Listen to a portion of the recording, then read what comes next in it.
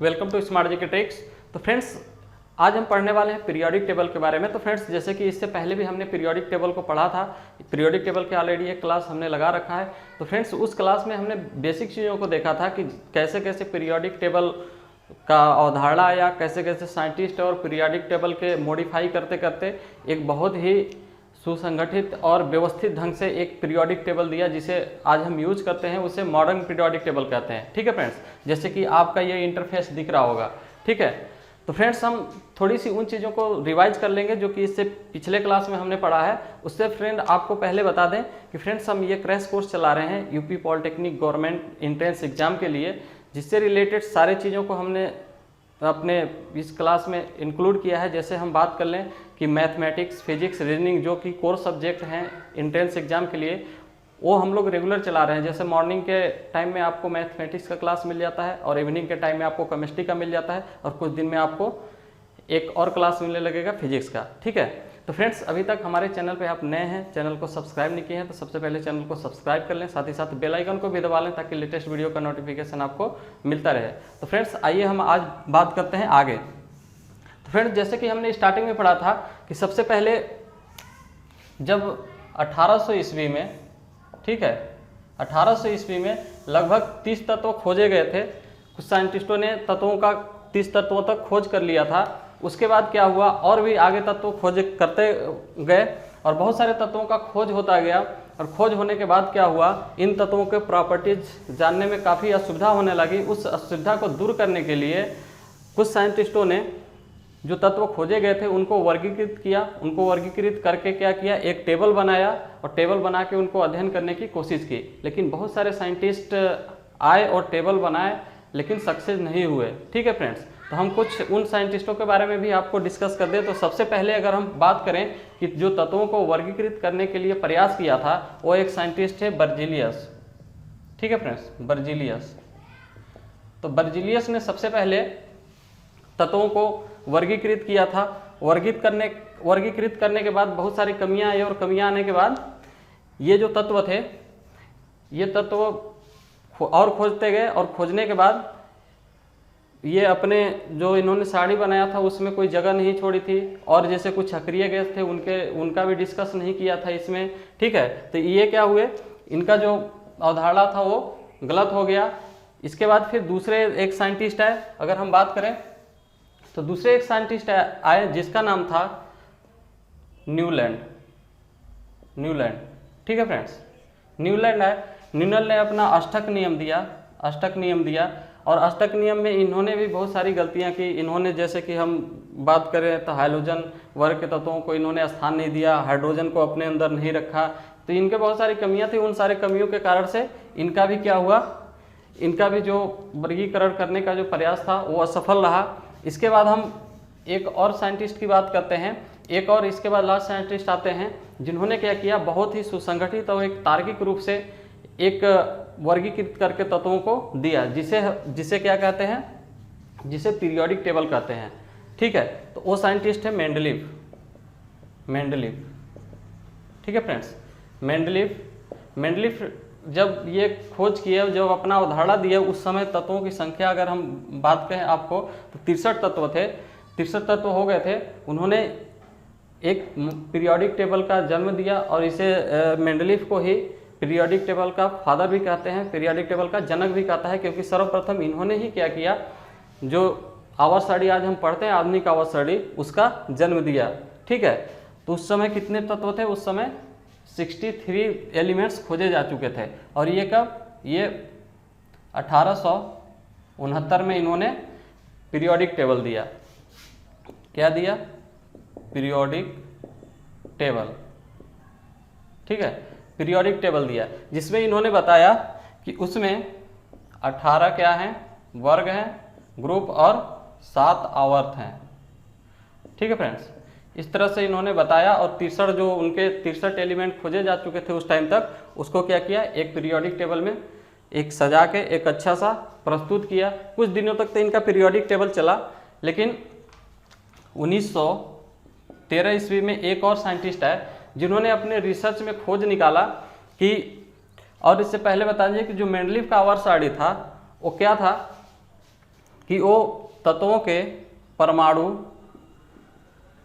भार के आवर्ती फलन था। उन्होंने जो बेस बना के पीरियोडिक टेबल बनाया था वो परमाणु भार के आधार पे बनाया था, ठीक है। जिसमें क्या था, बहुत सारे कमियां आए। इन्होंने भी अपने पीरियोडिक टेबल में जो मेंडलीफ थे, हाइड्रोजन का कोई जिक्र नहीं किया था, हाइड्रोजन को कोई स्थान नहीं दिया था। इन्होंने जैसे कि रेडियो एक्टिव तत्व थे उनके लिए भी कोई स्थान नहीं इन्होंने निर्धारित किया था। और जैसे हम बात करें तो परमाणु भार की वजह से, जैसे हम बात कर ले कि निकिल और कोबाल्ट की अगर बात कर ले वहाँ पे, तो निकिल और कोबाल्ट का क्या परमाणु भार डिफरेंट से, जो ज़्यादा परमाणु भार वाला था उसको पहले रख दिया गया था और कम परमाणु भार वाले को बाद में रख दिया गया था। इसी तरह हम बात कर लें टेलीरियम और आयोडीन का भी परमाणु भार कुछ इस तरह था, जैसे कि टेलीरियम का 128 था तो पहले रख दिया गया था, और आयोडीन की बात करें तो परमाणु भार उसका 127 था तो उसको बाद में रखा गया था। तो बहुत सारी कमियां थी जिसके कारण इनका पीरियोडिक टेबल पूरी तरह से फॉलो नहीं कर पा रहा था, कहीं ना कहीं फेल हो रहा था, ठीक है। उसके बाद 1913 में एक साइंटिस्ट आए, मोजले, ठीक है फ्रेंड्स। मोजले एक साइंटिस्ट आए जिन्होंने एक्स किरणों के एक्सपेरिमेंट में इन्होंने पाया कि जो एक्स किरणें जो एलिमेंट्स है, इन्होंने एक्स किरणों का एक्सपेरिमेंट किया और उससे पाया कि परमाणु भार से ज़्यादा परमाणु क्रमांक से तत्वों के प्रॉपर्टी जानने में बहुत आसानी हो रही है और हम ज़्यादा प्रॉपर्टी के बारे में नॉलेज मिल जा रहा है तत्वों को, ठीक है। तो जो ये मोजले जी थे, इन्होंने परमाणु क्रमांक के आधार पे एक मॉडर्न पीरियोडिक टेबल किया और इन्होंने हाइड्रोजन का भी स्थान निश्चित किया, हैलोजन और अक्रिय गैसों का भी स्थान निश्चित किया, और जो रेडियो एक्टिव तत्व थे उसको भी इन्होंने क्या किया, स्थान निर्धारित किया, सारे चीज़ों को सूटेबल बनाया। लेकिन इन्होंने जो आधार था, यानी जैसे कि मेंडलीफ ने बनाया था अपना आवर्त सारणी, ठीक है, उसी आधार पे इन्होंने मॉडिफाई करके मॉडर्न पीरियोडिक टेबल बना दिया, ठीक है फ्रेंड्स। मॉडर्न पीरियोडिक टेबल, आधुनिक आवर्त सारणी, ठीक है। तो इसी आधुनिक आवर्त सारणी के बारे में हम आज स्पेशली डिस्कस करने वाले हैं। इसके बहुत सारी चीज़ों के बारे में जानेंगे, क्योंकि फ्रेंड्स यहाँ से क्वेश्चन क्या है, बहुत सारे बनते हैं एग्जाम में, आपके जॉइंट इंट्रेंस एग्जाम में ही नहीं, बहुत सारे और भी एग्जाम जो कॉम्पिटिटिव एग्जाम होते हैं उनमें भी यहाँ से क्वेश्चन भर के आते हैं। तो इस कंसेप्ट को आपको समझना बहुत ज़रूरी है, क्योंकि यहाँ से क्वेश्चन ज़्यादा आते हैं। तो वीडियो को शुरू से लेकर लास्ट तक जरूर देखें, तभी सारा कंसेप्ट आपका क्लियर होगा, ठीक है। तो वीडियो को शुरू से लेकर लास्ट तक जरूर देखें, और वीडियो आपको अच्छा लगता है तो शेयर भी करें और लाइक भी करें, ठीक है। तो आगे हम देखते हैं मॉडर्न पीरियोडिक टेबल, ठीक है फ्रेंड्स। तो मॉडर्न पीरियोडिक टेबल 1913 में किसने दिया, एक साइंटिस्ट थे जिन्होंने मॉडर्न पीरियोडिक टेबल दिया, जिनका नाम था मोजले, ठीक है फ्रेंड्स। मोजले कितने में, 1913 ईस्वी में इन्होंने दिया। अगर आपसे क्वेश्चन पूछा जाए कि अगर पूछ दिया जाए आपसे केवल इतना ही कि पीरियोडिक टेबल के जनक किसको कहा जाता है, तो आपको बताना है पीरियोडिक टेबल के जनक मेंडलीफ को कहा जाता है। मेंडलीफ एक रूसी वैज्ञानिक थे, ये रूस से रिलेट करते थे। और अगर आपसे पूछ ले कि मॉडर्न पीरियोडिक टेबल का जनक किसे कहा जाता है, तो मॉडर्न पीरियोडिक टेबल का जनक मोजले को कहा जाता है। ये कब इसका इन्वेंशन किए, कब इसकी अवधारणा को, कब इसको लॉन्च किए, तो 1913 में इसको लॉन्च किए। तो यहाँ से बहुत सारे क्वेश्चन बन जाते हैं, ठीक है। और आगे हम बात करते हैं, यहाँ पे आगे है कि मॉडर्न पीरियोडिक टेबल तो दे दिए। अब इनका जो मॉडर्न पीरियोडिक टेबल इन्होंने दिया, मॉडर्न पीरियोडिक टेबल, इसके हम स्ट्रक्चर के बारे में पढ़ते हैं। स्ट्रक्चर, ठीक है फ्रेंड्स। स्ट्रक्चर यानी जो आधुनिक आवर्त सारणी है उसका स्ट्रक्चर यानी संरचना के बारे में पढ़ते हैं कि क्या क्या चीज़ें उसकी हैं और किस तरह से वो बनाया गया है, उस चीज़ के बारे में पढ़ते हैं, क्योंकि वहाँ से क्वेश्चन बहुत सारे आपसे पूछ लिए जाते हैं। जैसे हम यहाँ पे बात करते हैं कि जो मॉडर्न पीरियोडिक टेबल है, अगर हम इसकी आवर्त और वर्ग की बात करें तो आवर्त और वर्ग इसमें भी कितने हैं। अगर हम आवर्त की बात करें, आवर्त कितने हैं, 7 है मॉडर्न पीरियोडिक।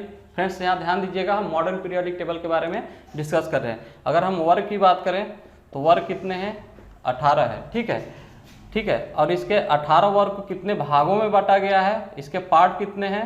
अगर पार्ट की बात करें तो 9 है। जैसे कि हम अगर मेंडलीफ की बात कर लें तो मेंडलीफ में 8 पार्ट में भागों को डिवाइड किया गया था वर्ग को, ठीक है। तो यहाँ पे ये भी पूछ लेता है, अगर पार्ट की बात करें तो 9 पार्ट में डिवाइड किया गया है। ठीक है, अब ये आवर्त और सारणी, जो आवर्त और वर्ग होते हैं वो क्या होते हैं, तो जैसे कि हमने यहाँ आपके लिए ये एक इंटरफेस बनाया है मॉडर्न पीरियोडिक टेबल का। इसमें हम देखते हैं कि जो अगर हम आवर्त की बात करें तो जो हॉरिजेंटल जो लाइनें होती हैं, जो इस तरह से लेटी हुई लाइनें, उसको हम अगर काउंट करें तो वो क्या होते हैं, आवर्त होते हैं। जैसे कि हम बात कर लें कि ये देखिए यहाँ पे पहला आवर्त हो गया, दूसरा आवर्त हो गया, तीसरा आवर्त हो गया, चौथा हो गया, पांचवा हो गया, छठवां आवर्त हो गया, सातवां आवर्त हो गया। ठीक है फ्रेंड्स, तो इस तरह से अगर काउंट करते हैं हम नीचे आए तो हम क्या पाते हैं, आवर्त को पाते हैं। ये आवर्त है। जैसे कि हमने बताया कि टोटल कितने आवर्त हैं, तो टोटल 7 आवर्त हैं, 1 से लेके 7 तक। ठीक है, यहीं पे हम आगे बात करते हैं वर्ग के बारे में। तो वर्ग में जो हॉरिजेंटल लाइनें होती हैं, जो हॉरिजेंटल इस तरह से खींची हुई हैं, उसको हम क्या कहते हैं, उसको हम वर्ग कहते हैं, उसको ग्रुप कहते हैं। ठीक है, तो हम ग्रुप की बात कर लेते हैं। तो हमने क्या बताया, ग्रुप में हमने बताया कि जो वर्टिकल लाइनें खींची होती हैं, ठीक है, वर्टिकल लाइनों को ही क्या कहते हैं, ग्रुप कहते हैं। और ग्रुप हमारे पास कितने हैं, 18 हैं। ठीक है, 18 है। यहाँ पे हम बात कर लें तो ये पहला ग्रुप है, जैसे कि हम हॉरिजेंटल देख रहे हैं, पहला ग्रुप है, ये दूसरा ग्रुप है यहाँ पे। इसी तरह से ये तीसरा हो गया, चौथा, पांचवा, छठवां, इस तरह से ग्रुप यहाँ तक आ गया। फिर यहाँ पे 13 ग्रुप हो गया, 14, 15, 16, 17 और लास्ट ये 18 है। ठीक है फ्रेंड्स, यहाँ पे क्या है, ये लास्ट 18वां ग्रुप है। ठीक है, ये हमने यहाँ पे समझ लिया कि ग्रुप और आवर्त इसमें कौन से होते हैं और कितने कितने होते हैं, इस चीज़ को तो हमने देख लिया। ठीक है फ्रेंड्स, और इस ग्रुप और आवर्त में जो तत्वों को रखा गया है, ठीक है, उस किस माध्यम से रखा गया है उसको भी हम आगे समझते हैं यहाँ पे। तो फ्रेंड्स, यहाँ पे जो आवर्त सारणी में जो तत्वों को रखा गया है उसको किस बेस पे रखा गया है, तो यहाँ पे हम देखेंगे कि अगर यहाँ पे हम बात करते हैं कि इसको किस बेस पे रखा गया है, तो फ्रेंड्स ऐसे तत्वों को एक साथ रखा गया है जिनके बाह्य कक्षा में, बाहरी कोश में क्या है, बाहरी सेल में समान इलेक्ट्रॉन हो। ठीक है, जैसे कि हम बात कर लेंगे यहाँ पे कि समान इलेक्ट्रॉन कहने का मतलब क्या है। जैसे हम बात करेंगे यहाँ पे हाइड्रोजन के बाहरी कक्षा में कितने इलेक्ट्रॉन होते हैं, 1 होते हैं। ठीक है फ्रेंड्स, कितने होते हैं, 1 होता है। अगर लिथियम की बात कर लें तो लिथियम के भी बाहरी कक्षा में कितने इलेक्ट्रॉन होते हैं, इसके भी 1 इलेक्ट्रॉन होते हैं। ठीक है फ्रेंड्स, 1 इलेक्ट्रॉन होते हैं। इसी तरह हम सोडियम की बात करें तो इसकी बाहरी कक्षा में 1 इलेक्ट्रॉन होता है। पोटेशियम की बात करें तो 1 होता है। ठीक है, इसी तरह हम आगे अगर सेकेंड की बात करें, सेकेंड वर्ग के, तो सेकेंड वर्ग में जैसे हम कि बेरिलियम की बात करें तो इसके कितने होते हैं, 2 इलेक्ट्रॉन होते हैं बाहरी कक्षा में। अगर मैग्नीशियम की हम एक ही वर्ग की बात कर रहे हैं, केवल दूसरे वर्ग की, तो मैग्नीशियम की बात करें तो 2 होते हैं। ठीक है, उसी तरह हम कैल्शियम की बात करें तो 2 होते हैं।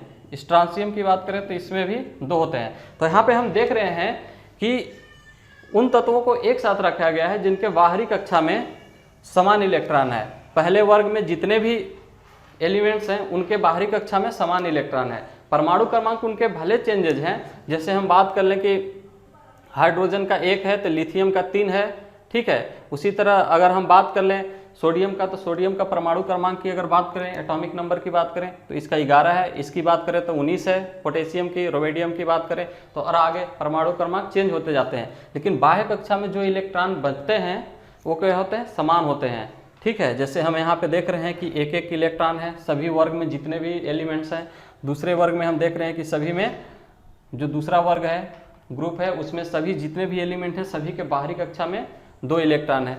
इसी तरह जितने भी इसमें रखे गए हैं सेम बेसिस पे सारे एलिमेंट्स इसमें रखे गए हैं। ठीक है, तो इस तरह से इनका रखने का बेस हम बात करें तो बाह्य कक्षा में उपस्थित इलेक्ट्रॉनों के आधार पे जो एलिमेंट्स हैं उनको व्यवस्थित किया गया है इस periodic table, modern periodic table में। ठीक है फ्रेंड्स, तो इस तरह से हमने देख लिया।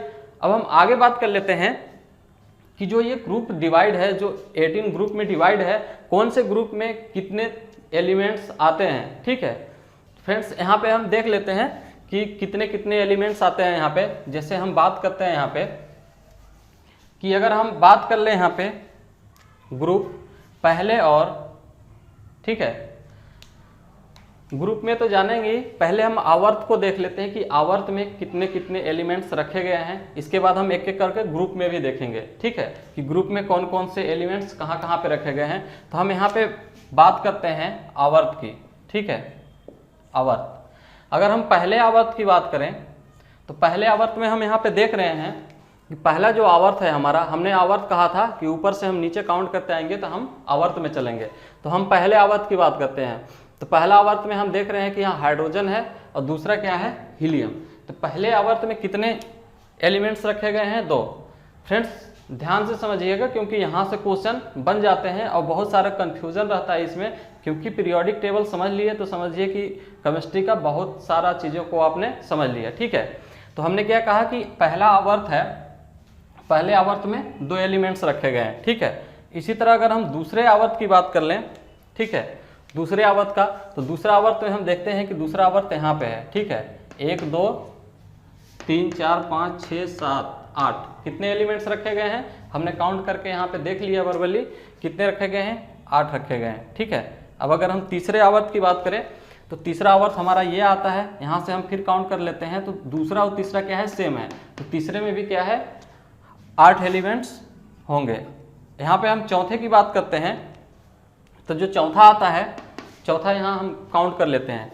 1 2 3 4 5 6 7 8 9 10 11 12 13 14 15 16 17 और 18 कितने आ गए, 18, क्योंकि जो हमारा ग्रुप है वो कितने का है, 18 का। तो शुरू से लेकर अगर लास्ट तक जाएंगे तो 18 एलिमेंट्स आएंगे। तो कितने आ रहे हैं, 18। चौथे में कितने आ रहे हैं, 18। उसी तरह हम पांचवें की बात करें तो पांचवा में भी 18 आ रहे हैं, ठीक है फ्रेंड्स, 18 आ गए।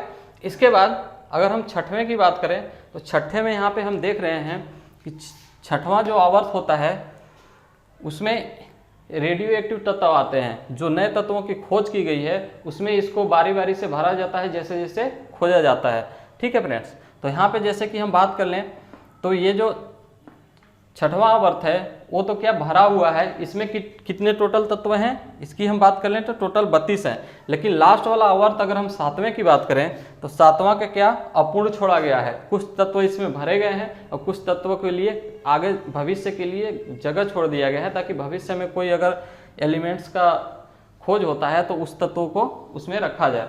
तो जो मोजले थे उन्होंने भविष्य के लिए उनको जगह छोड़ दिया है। तो इसमें क्या है, अपूर्ण, ठीक है फ्रेंड्स। ये जो सतवां है उसको अपूर्ण छोड़ दिया गया है, ठीक है। और जो छठवां और सतवां है उसमें 2 चीज़ें आते हैं, लेंथेनाइट और एक्टेनाइट, जिनमें क्या है, ये रेडियो एक्टिव तत्व हैं।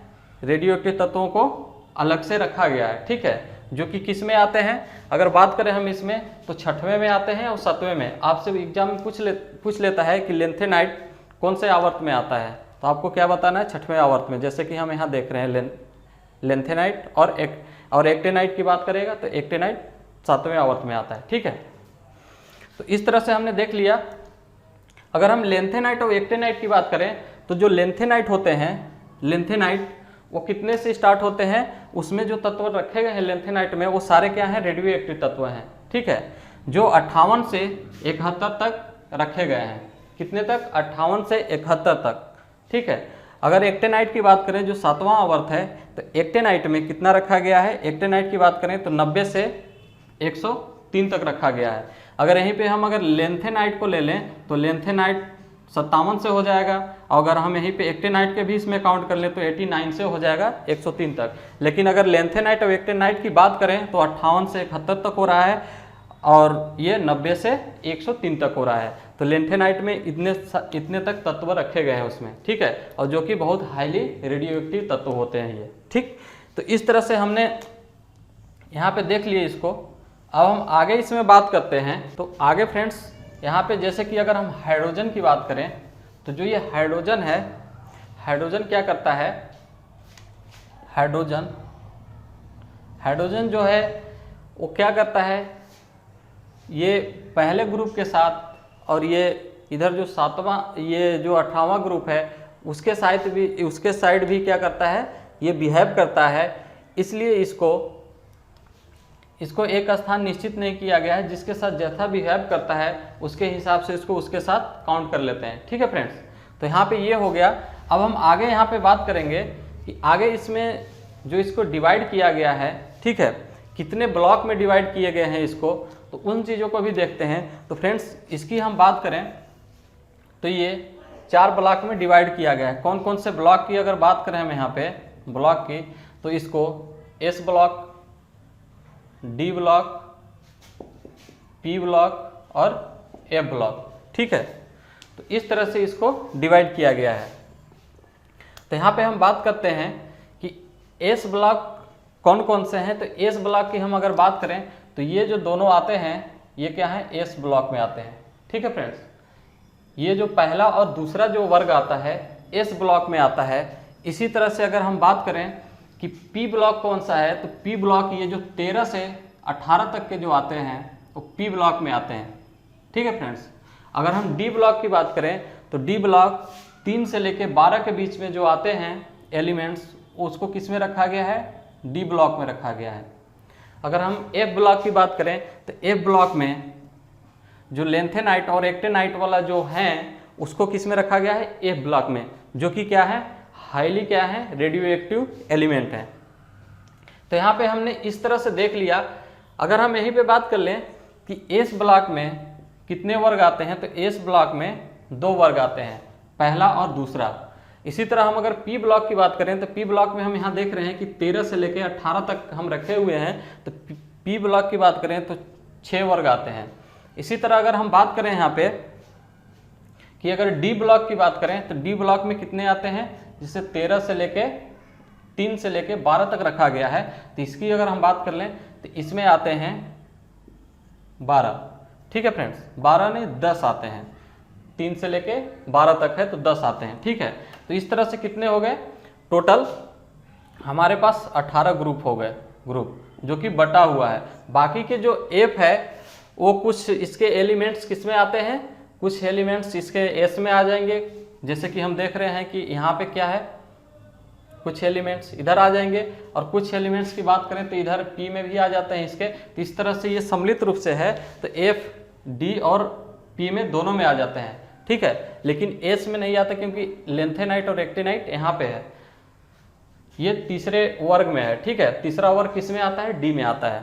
ठीक है, तो तीसरा वर्ग डी में आता है, और कुछ जो डी में आता है वो पी में भी आता है आगे चल के, तो इसलिए इसको एफ में अलग ही रख दिया गया है। और ये क्या है, हाईली रेडियो एक्टिव तत्व है। ठीक है, अगर हम यहीं पे बात करें कि आपसे अगर क्वेश्चन पूछ ले, क्वेश्चन कि जो लेंथेनाइट वो कौन से वर्ग में रखा गया है। ठीक है, लेंथेनाइट कौन से वर्ग में रखा गया है, तो आप यहाँ पे देख रहे होंगे कि जो लेंथेनाइट है वो तीसरे वर्ग में रखा गया है। और अगर आवर्त की बात करें तो आवर्त 7वें में रखा गया है। एक्टेनाइट की बात करें तो एक्टेनाइट भी क्या है, तीसरे वर्ग में रखा गया है, और आवर्त की बात करें तो 7वें में रखा गया है। तो इस तरह से आपके क्वेश्चन काफ़ी बनते हैं यहाँ से, तो इन सारी चीज़ों को आपको देखना है। अब हम एक एक करके बात करेंगे कि जो डी होता है, ठीक है, डी एफ पी, इनके प्रॉपर्टीज क्या होते हैं। ठीक है, इनके प्रॉपर्टीज के बारे में एक एक करके हम आगे डिस्कस करेंगे। तो सबसे पहले हम एस ब्लॉक को देखेंगे कि एस ब्लॉक में जो तत्व हैं उनकी क्या क्या विशेषताएं हैं। ठीक है, तो फ्रेंड्स हम यहाँ पे एस ब्लॉक की बात कर रहे हैं, स्पेशली एस ब्लॉक। ठीक है फ्रेंड्स, एस ब्लॉक को हम देखते हैं कि एस ब्लॉक में कौन कौन से तत्व आते हैं। तो एस ब्लॉक में हम यहाँ देख रहे हैं कि एस ब्लॉक में हमने बताया कि पहला वर्ग और दूसरा वर्ग के तत्व आते हैं। ठीक है, तो ये वाला जो है ये एस ब्लॉक में आते हैं। यानी अगर ग्रुप की बात करें, जी फॉर ग्रुप, तो ये पहला और दूसरा ग्रुप आते हैं। ठीक है फ्रेंड्स, अगर हम पहले और दूसरे ग्रुप की बात कर लें कि टोटली इसमें कितने एलिमेंट्स हैं, तो हमने देखा था कि जो पहला एलिमेंट होता है, जो पहला ग्रुप होता है, उसमें कितने एलिमेंट होते हैं, 2 एलिमेंट होते हैं। कौन कौन से, हीलियम, हाइड्रोजन और हीलियम। फ्रेंड्स जो पहला ग्रुप है इसमें हीलियम को भी सम्मिलित किया गया है, क्योंकि जो हीलियम होता है वो एस ग्रुप की भांति बिहेव करता है, क्योंकि जो हीलियम होता है उसके भी बाहरी कक्षा में एस में होते हैं, एस उपकोष में, इसलिए उसको भी क्या है, एस ग्रुप में इसको शामिल कर लिया है। ठीक है, अगर हम यहीं पे दूसरे ग्रुप की, पहले ग्रुप की बात करें तो पहला ग्रुप में हमने यहाँ देख लिया कि हाइड्रोजन और हीलियम हो रहे हैं, कितने टोटल तत्व हैं, 2 तत्व हैं, ठीक है। लेकिन अगर हम दूसरे बात करें दूसरे ग्रुप में, तो दूसरे ग्रुप में कितने हैं, दूसरे ग्रुप में अगर बात करें तो दूसरे ग्रुप के भी जो एलिमेंट्स के जो इलेक्ट्रॉन होते हैं बाह्य कक्षा में, उनकी संख्या भी सेम होती है पहले ग्रुप की, यानी एस उपकोष में जाते हैं। जो भी बाह्य कक्षा में इलेक्ट्रॉन होते हैं वो एस उपकोष में जाते हैं, इसलिए उसको पहले और दूसरे को एक ही में सम्मिलित किया गया है। तो हम दूसरे ग्रुप की बात कर लें यहाँ पे, दूसरे ग्रुप की, पहला ग्रुप हो गया, तो दूसरे ग्रुप में ये बेरिलियम से लेके यहाँ तक आ रहे हैं एलिमेंट, कितने हैं इसमें, अगर इसके एलिमेंट की हम बात कर लें तो इसमें कितने हैं, जैसे हम काउंट कर लें 1 2 3 4 5 6, ठीक है, कितने हैं, 7 हैं। तो इस तरह से 9 एलिमेंट हो गए, ठीक है फ्रेंड्स। यानी जो एस ब्लॉक है उसमें कितने एलिमेंट्स हो गए, 7, तो ये हो गए सेकेंड वाले में और पहले वाले में 2, यानी टोटल कितने हो गए, 9 एलिमेंट हो गए। अगर हम बात करें कि जो ये एलिमेंट हैं ये किस तरह से बिहेव करते हैं, तो फ्रेंड्स जैसे कि हम बात कर लें कि पहले वर्ग की बात करें तो पहले वर्ग में जितने भी एलिमेंट्स हैं उसको क्या कहा जाता है, क्षारीय धातु, ठीक है, क्षारीय धातु, ठीक है। और दूसरे अगर हम बात करें दूसरे वर्ग के एलिमेंट की, तो दूसरे वर्ग के एलिमेंट के क्या कहते हैं, उसको कहते हैं क्षारीय मृदा धातु, मृदा धातु। तो फ्रेंड्स इसको क्षारीय धातु कहते हैं, और इसको क्षारीय मृदा धातु क्यों कहते हैं सेकेंड ग्रुप को, क्योंकि ये क्या है, ज़्यादा मृदा मिलती है। जैसे हम बात कर लें मैग्नीज का, कैल्शियम का, ठीक है, और रेडियम का या फिर बेरिलियम का, तो ये क्या है, ज़्यादातर ये भूपृष्ठ के क्रस्ट वाले क्षेत्र में पाए जाते हैं। ज़्यादातर भूपृष्ठ जो होता है, जो पृथ्वी का ऊपरी भाग होता है, वहाँ पे ज़्यादातर पाए जाते हैं, इसलिए इसको क्षारीय मृदा धातु कहते हैं। और इसको क्षारीय धातु इसलिए कहते हैं क्योंकि ये क्या है, बहुत ज़्यादा रिएक्टेंट करते हैं, बहुत ज़्यादा ये सक्रिय होते हैं, और ये क्या करते हैं, बहुत जल्दी जो पहले वर्ग के जो एलिमेंट्स हैं वो इलेक्ट्रॉन को बहुत जल्दी त्याग देते हैं, बहुत ज़्यादा सक्रिय होते हैं इलेक्ट्रॉन त्यागने के लिए, इसलिए इसको क्या कहते हैं, क्षारीय धातु कहते हैं, ठीक है फ्रेंड्स।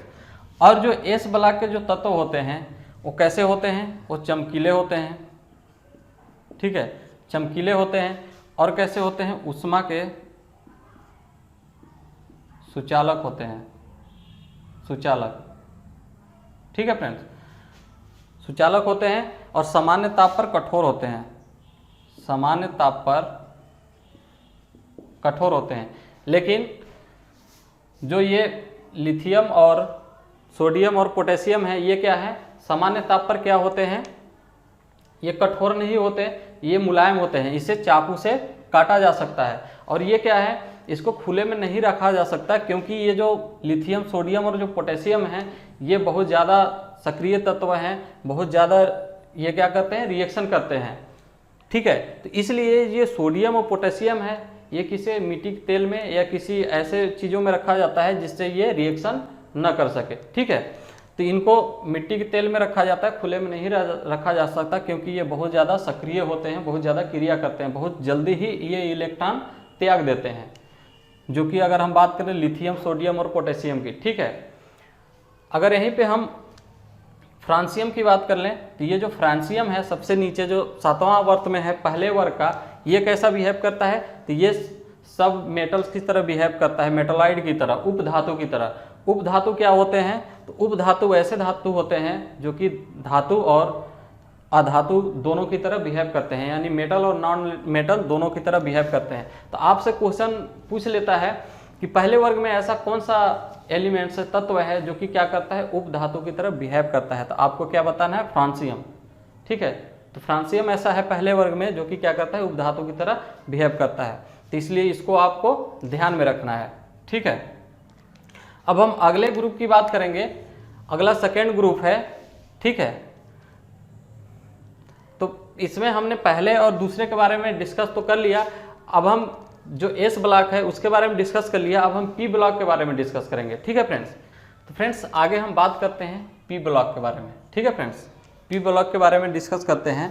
तो जो पी ब्लॉक है, पी ब्लॉक में ऐसे तत्वों को रखा गया है जिसमें क्या है, जिसके इलेक्ट्रॉन बाह्य कोश पी कोश में जाते हैं, पी कक्षक में, पी ऑर्बिट में प्रवेश करते हैं, ठीक है फ्रेंड्स।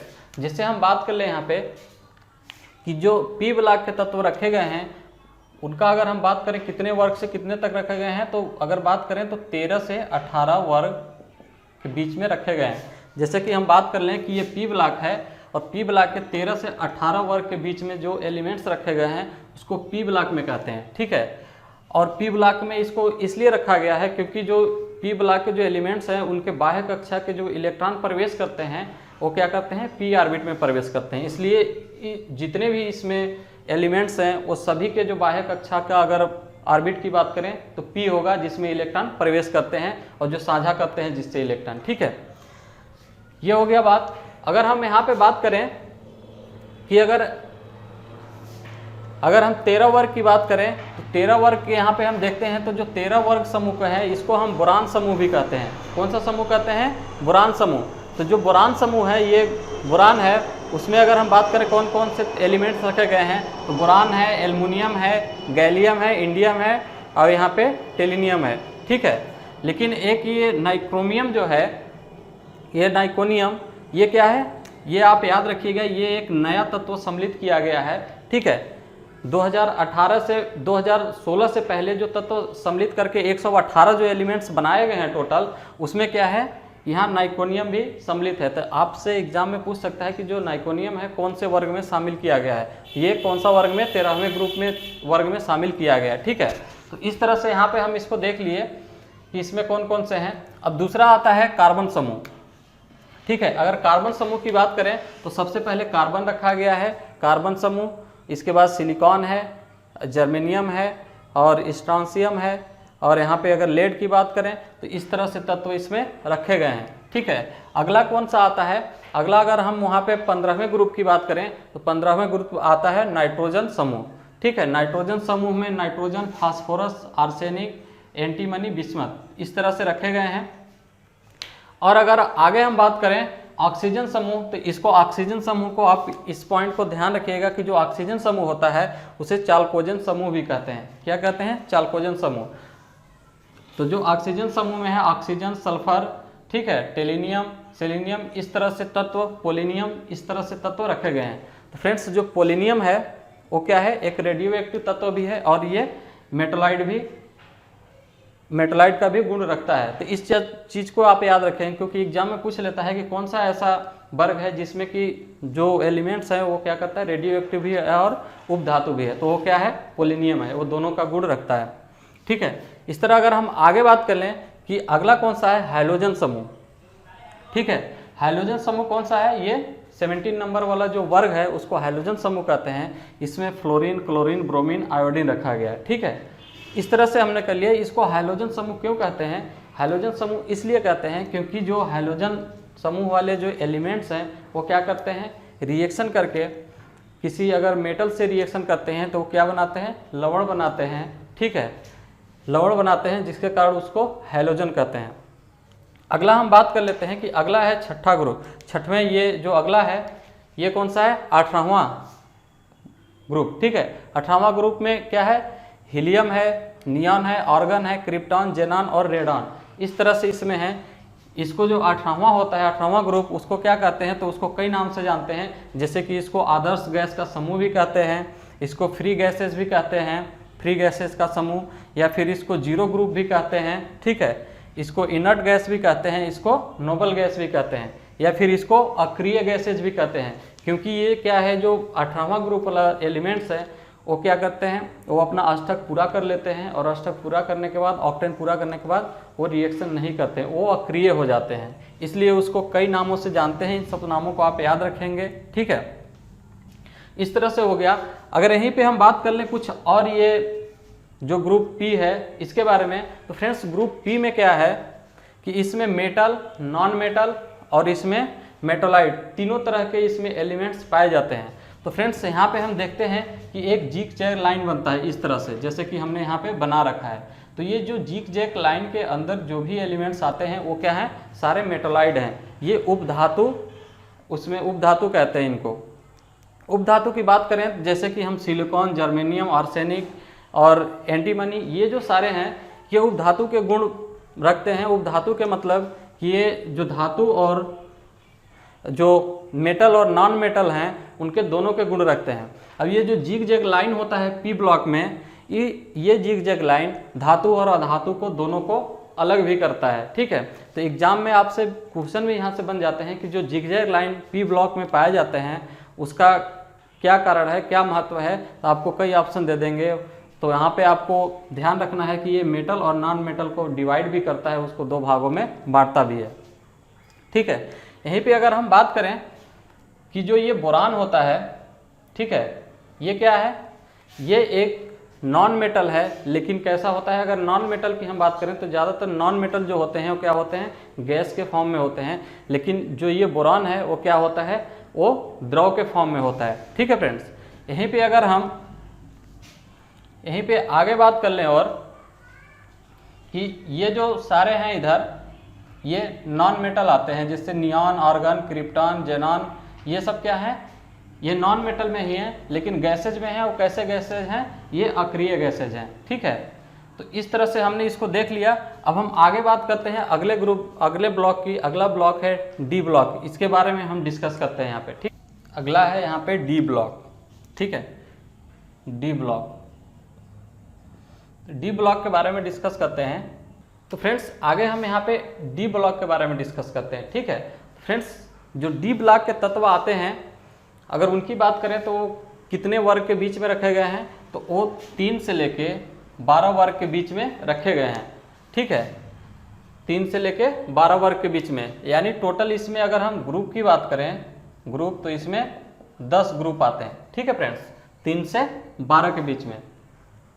और इसमें ऐसे एलिमेंट रखे गए हैं जिनके संयोजी इलेक्ट्रॉन डी ऑर्बिट में जाते हैं, डी कोष में, डी कक्षक में भरते हैं। जितने भी तत्व डी ब्लॉक के हैं, सारे एलिमेंट्स के, सारे तत्व के बाह्य कक्षा के जो इलेक्ट्रॉन होंगे वो किसमें होंगे, वो डी कक्षक में होंगे। ठीक है, इसलिए इनको डी ब्लॉक में रखा गया है। जैसे कि हम बात किए कि पहले ग्रुप, जो पहला और दूसरा होता है एस ब्लॉक, तो एस ब्लॉक के जितने भी एलिमेंट होंगे उसके सारे जितने भी बाह्य कक्षा में जो भी इलेक्ट्रॉन होगा वो होगा एक्स कक्षक में। उसी तरह पी ब्लॉक की बात करें तो पी ब्लॉक में जितने भी एलिमेंट होंगे उनके बाह्य कक्षा में अगर इलेक्ट्रॉन की बात करें तो वो किस में होगा, वो होगा पी कक्षक में।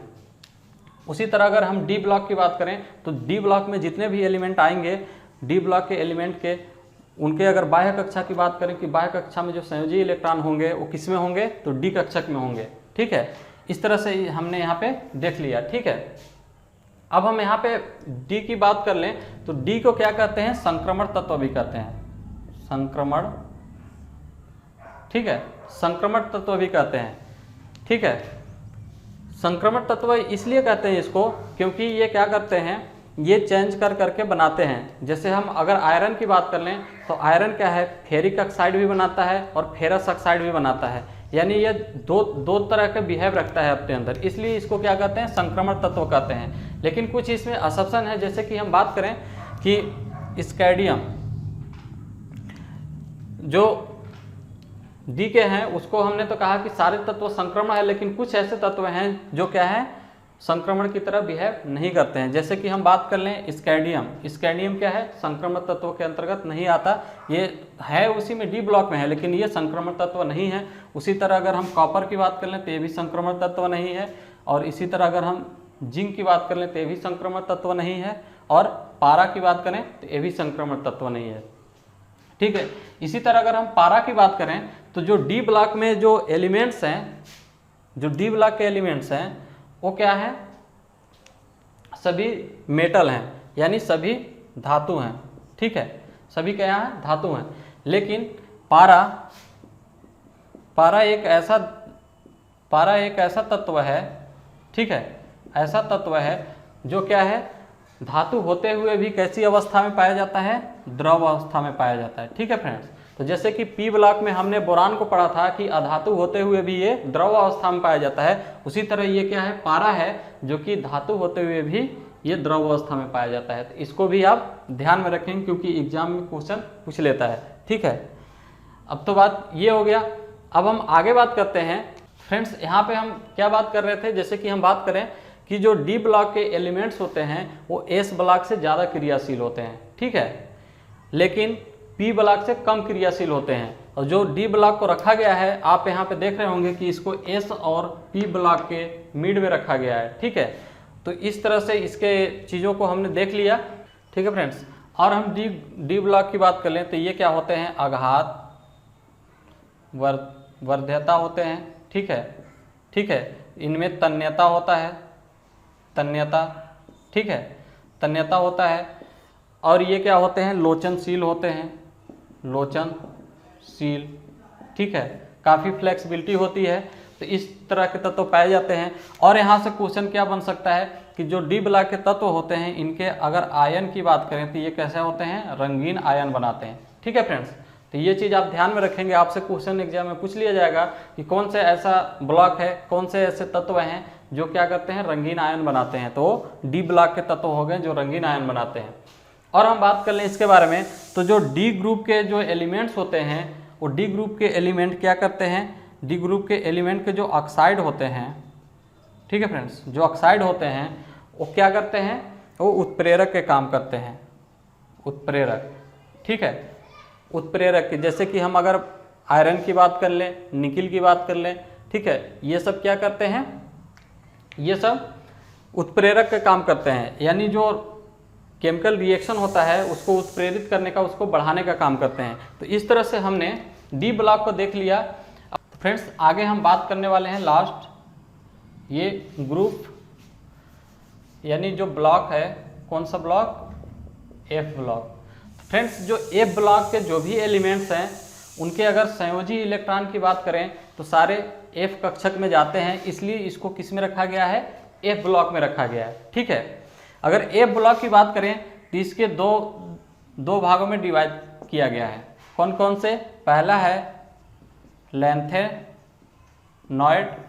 ठीक है, अगर हम दूसरे की बात करें तो दूसरा होता है एक्टिनॉइड्स।